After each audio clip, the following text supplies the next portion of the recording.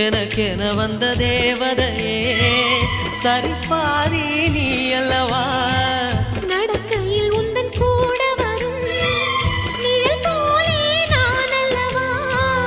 கண்ணன் கொண்ட ராதையர ராமன் கொண்ட சீதையர மடி சேர்ந்த பூரதமே மனதில் வீசும் மாருதமே நன்றி சொல்ல உனக்கு வார்த்தை இல்லை எனக்கு நான் தான் மயங்குறேன் என்னுடைய மனச தந்துவிட்ட பிறகும் ஏம்மா கலங்குற